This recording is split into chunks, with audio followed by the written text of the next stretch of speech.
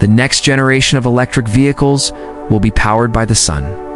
By embedding solar panels directly into the body of a car, automakers are exploring new ways to generate clean energy and extend driving range.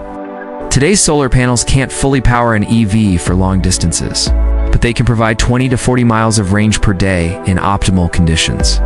That's enough to cover most daily commutes without ever plugging in. The advantages are clear. Solar-integrated EVs reduce reliance on public charging stations, cut electricity costs, and help decrease carbon emissions. In sunny climates, drivers could achieve near self-sufficiency by combining a solar-powered EV with a home solar setup. Of course, challenges remain.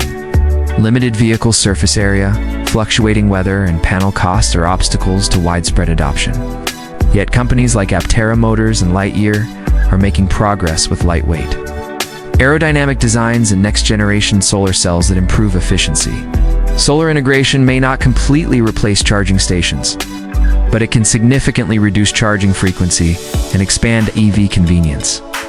As technology advances, solar-powered EVs could become a practical reality, delivering clean, renewable energy straight from the sun to the road.